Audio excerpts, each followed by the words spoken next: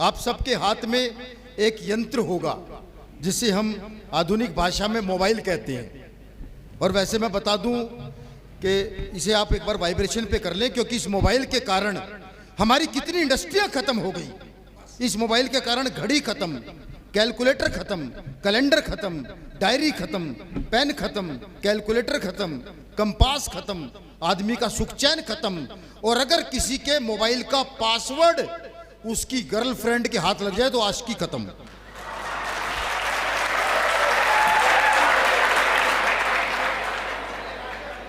और यहां जितने भी कवि हैं ये सब हिंदुस्तान के चोटी के कवि हैं। वो अलग है बात के एक आध की चोटी वाली जगह साफ हो गई है, पर मेरे ये कहते ही सब आप निर्मल सक्सेना जी की तरफ क्यों देखने लगे पता नहीं। ये हिंदुस्तान के चोटी के कवि हैं। वो अलग बात है, चोटी वाली जगह ही साफ हो गई। और सबसे लोग पूछते हैं तुम्हारे बाल बच्चे कितने हैं, और निर्मल जी से पूछते हैं तुम्हारे बाल बचे ही कितने हैं। अच्छा, इस चांद की वजह से ना करवा चौथ को सारा दिन टोपी पहननी पड़ती है। कभी घरवाली इस चांद को देख के व्रत ना तोड़ दे। दरअसल क्या है, किसी भी आदमी के सिर पर दो महिलाएं हाथ फेरती हैं, एक मां और एक पत्नी। जब मां हाथ फेरती है तो बाल बढ़ते हैं। बात पहुंची आप तक? ये सब बहुत मंजे हुए कवि हैं। वो अलग बात है, एक आध को मैंने लॉकडाउन में मांझते हुए भी देखा है, घर में मांझते हुए भी देखा मैंने इनमें से कहीं को। और मित्रों, ये एक और कवि हमारे बीच जो राणा मुनि प्रताप जी हैं, अक्सर कवि सम्मेलनों में व्यस्त रहते हैं, कई बार छुट्टी भी नहीं मिलती।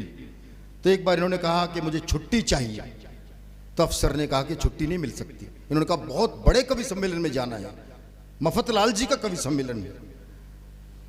तो उन्होंने कहा एक शर्त पे छुट्टी दे सकता हूं। उन्होंने एक प्रश्न, एक अंतर्राष्ट्रीय प्रश्न जिसका उत्तर आज तक भारत में किसी को नहीं मिला, वही प्रश्न उन्होंने इनसे पूछ लिया कि इसका उत्तर दो तो छुट्टी मिल जाएगी। उन्होंने प्रश्न पूछा, उन्होंने कहा कटप्पा ने बाहुबली को क्यों मारा?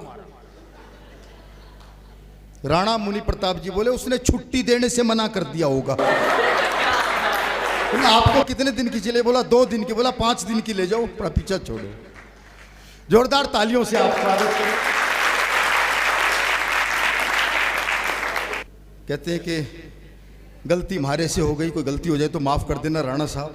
तो मैं राणा साहब को आमंत्रित करना चाहता हूं जो सिकंदराऊ से हमारे बीच आते हैं। और राणा मुनि प्रताप जी, मैं 4 पंक्तियों से उन्हें आमंत्रित करना चाहता हूं कि वीर रस के कवि हैं कि जिस धरती पर जन्म लिया है गीत उसी के गाना, जिस धरती पर जन्म लिया है गीत उसी के गाना, धरती माता से ही मिलता सबको पानी दाना, दिए जलाओ करो रोशनी आंधी से क्या डरना, अरे उनका काम बुझाना है तो इनका काम जलाना। जोरदार तालियों से राणा मुनि प्रताप जी। सर्वप्रथम संस्कृति और संस्कारों की जन्मदाती ज्ञान प्रदाती देवी माता सरस्वती के श्री चरणों में प्रणाम करता हूँ, नमन करता हूँ। माता सरस्वती के श्री चरणों में कुछ पंक्तियां निवेदित करके अपनी बात प्रारंभ करना चाहता हूँ। मंच का विशेष ध्यान चाहता हूँ। मेरी माँ अपने बेटों पर इतनी सी दया तुम कर देना, मेरी माँ अपने बेटों पर इतनी सी दया तुम कर देना, जग जननी अपना कर अपने बेटों के सर पर धर देना, जग जननी अपना कर अपने बेटों के सर पर धर देना। जीवन पथ पर अनवरत कदम, जीवन पथ पर अनवरत कदम, माँ बढ़े हमारे रुके नहीं, जीवन पथ पर अनवरत कदम, माँ बढ़े हमारे रुके नहीं, अपने बेटों के तन मन में वो शक्ति अलौकिक भर देना, मेरी माँ अपने बेटों पर इतनी सी दया तुम कर देना। मैं अपनी बात प्रारंभ करना चाहता हूँ। मेरे सामने तमाम इस देश के भविष्य बैठे हुए हैं। भव्यता और प्रबुद्धता से ओतप्रोत पावन मंच है। मंच को प्रणाम करता हूं। आप सभी की उपस्थिति को प्रणाम करते हुए अपनी बात प्रारंभ करना चाहता हूं। मेरे परिचय में दादा ने बहुत कुछ कहा, वहीं से अपनी बात प्रारंभ करना चाहता हूं। जैसा कि आज इस पावन कार्यक्रम में ओपनिंग के तौर पर मुझे यहाँ बुलाया गया है, मंच की श्रृंखला का प्रथम कवि हूँ। जितनी जिम्मेदारी मेरी बनती है उससे अत्यधिक जिम्मेदारी मैं आपके ऊपर सौंपना चाहता हूँ और अपनी बात प्रारंभ करना चाहता हूँ। मंच का विशेष ध्यान चाहता हूँ। भारत माता की स्वर्णिम मड़ियों सा जड़ा हुआ हूँ, भारत माता की स्वर्णिम मड़ियों सा जड़ा हुआ हूँ, गद्दारों की छाती पर चट्टानों जैसे अड़ा हुआ हूँ, मां सरस्वती के महायज्ञ में शब्दों की वर्षा बन करके मैं तो केवल इन कवियों की अगवानी में खड़ा हुआ हूं। मैं तो केवल इन कवियों की अगवानी में खड़ा हुआ हूं, जिससे हमारी मातृभूमि का हो अपमान, ऐसा कभी कोई भी मैं काम करता नहीं। जिससे हमारी मातृभूमि का हो अपमान, ऐसा कभी कोई भी मैं काम करता नहीं। जिस नाम में हो उन्माद की झलक मुनि, भूलकर भी मैं ऐसा काम करता नहीं। और कटुता कलुषता से दूर है हमारा घर, अवध नवाबों जैसी शाम करता नहीं। और राणा महाराणा का मैं वंशज हूं, इसीलिए देशद्रोहियों को मैं प्रणाम करता नहीं। देशद्रोहियों को मैं प्रणाम करता नहीं। ये इस देश का बड़ा दुर्भाग्य है कि उसके स्वतंत्रता के प्रतीक तिरंगे झंडे को कहीं झुकाया जाता है तो कहीं उसको फाड़कर फेंक दिया जाता है। लेकिन ये हम सभी का सौभाग्य है कि हम सभी ने आज़ादी का अमृत महोत्सव बनाया, जिसमें हर घर में तिरंगा की ये जो पहल निर्धारित की गई थी उसमें हम सभी लोग सफल हुए। मैं चाहता हूं एक बार जोरदार तालियां आप उसके लिए बजाएं। उस तिरंगे झंडे के लिए ये कुछ पंक्तियां पढ़ना चाहता हूं, देखना चाहता हूं कितने हृदयों में तिरंगा धड़का करता है। भारत के स्वाभिमान आन बान का प्रतीक, रथ अपना कहीं भी रुकने न देंगे हम। भारत के स्वाभिमान आन बान का प्रतीक, रथ अपना कहीं भी रुकने न देंगे हम। किन्हीं भी विदेशी आक्रमणकारियों को अब मीर जाफरों के यहाँ लुकने न देंगे हम। और लखन सा अनुराग, मिथिलेश सा विराग, त्याग महाभागियों का चुकने न देंगे हम। और चाहे कितना भी कोई कर ले प्रयास, किंतु अपना तिरंगा कभी झुकने न देंगे हम।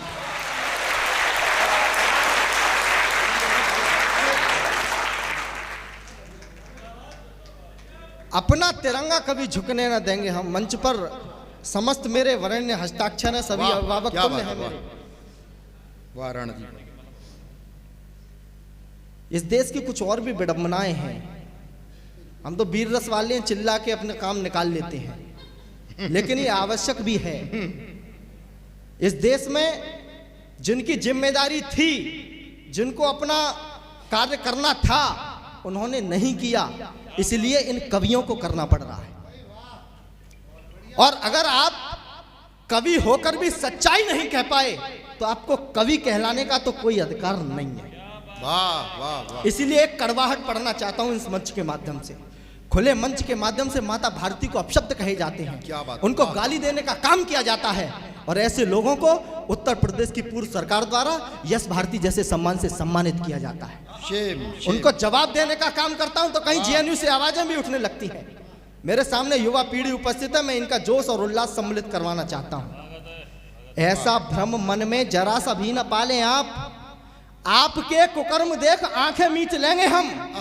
ऐसा भ्रम मन में जरा सा भी न पालें आप, आपके कुकर्म देख आंखें मीच लेंगे हम।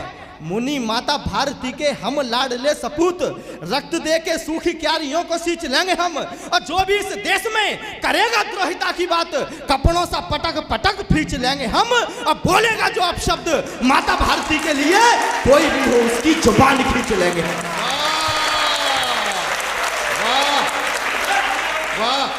कोई भी हो उसकी जुबान खींच लेंगे हम। जातियों में यदि हम अपने को बांट लेंगे, फिर इस देश को जगाने कौन आएगा।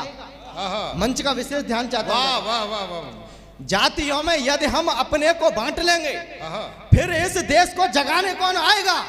मुनि इस देश में जो चाहते हैं गृह युद्ध, सरेआम उनको नचाने कौन आएगा। सरेआम उनको नचाने कौन आएगा।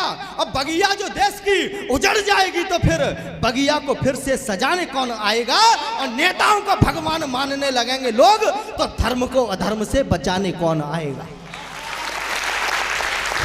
धर्म को अधर्म हमसे बचाने कौन आएगा? ये देश किसकी आवश्यकता है? इस देश में कुछ पंक्तियां निवेदित करना चाहता हूं दादा। जी, कौन इस स्वागत, देश को बचाने आएगा? यदि इस देश को बचाना चाहते हो मुनि, तो द्रोहियों को इस भव्य भूमि से निकाल दो। जेएनयू वाले कन्हैया की आवश्यकता नहीं है इस देश को। इस देश को आवश्यकता है मथुरा वृंदावन वाले कन्हैया की। इसीलिए कुछ पंक्तियां पढ़ना चाहता हूं। यहाँ मातृ शक्ति के रूप में मेरी माता बहनें उपस्थित हैं। स्वागत मुनि जी, स्वागत। यदि इस देश को बचाना चाहते हो मुनि, तो द्रोहियों को इस भव्य भूमि से निकाल दो। कालिया को नाथना जो चाहते हो कृष्ण जैसा, तो यमुना की ओर गेंद अपनी उछाल दो। तो यमुना की ओर गेंद अपनी उछाल दो। सीता का हरण कोई करे उससे प्रथम, बेटियों के हाथ में कटार और ढाल दो। और समय नहीं है, समय नहीं है अब शांत रहने का। अब माताओं से कहो हमें कृष्ण जैसा लाल दो। वाह! माताओं से कहो हमें कृष्ण जैसा लाल दो। हमसे हिसाब लेने वालों, तुमको हिसाब देना होगा। जो प्रश्न खड़े उन प्रश्नों का तुमको जवाब देना होगा। जिनने अपनापन दिया तुम्हें, तुमने जहरीले दंश दिए। जिनने दी तुम्हें सहजताएं, तुमने उनको विध्वंस दिए। तुम गले लगाते रहे सदा छल छन्नों को, अंग्रेजों को। वो तुम ही थे जिनने सत्ता सौंपी हंसकर अंग्रेजों को। हम भुला नहीं सकते तुमने जो दिन सौंपे थे गारत के। वो तुम हो जिसने स्वार्थवश टुकड़े कर डाले भारत के। यह देश तुम्हारा नहीं, यहाँ तुम एक आक्रमणकारी हो। रह लिए बहुत इस धरती पर, अब जाने की तैयारी हो। रह लिए बहुत इस धरती पर, अब जाने की तैयारी हो। सुने हमारी बात आह का राग जगाने वाले। सुने हमारी बात आह का राग जगाने वाले। सुने हमारी बात चाह का गला दबाने वाले। सुने हमारी बात अकबरी स्वांग रचाने वाले। भारत माता का हरदम सम्मान घटाने वाले। सुने हमारी बात देश में आग लगाने वाले। भारतीयता के दामन में भी दाग लगाने वाले। सुघर क्यारियों में नफरत के बीज न बोने देंगे। देशभक्ति जो जाग उठी अब उसे न सोने देंगे। एक नहीं अनगिनत गौरियों की सेना हो, लेकिन हुआ आज तक जैसा अब हम और न होने देंगे। हुआ आज तक जैसा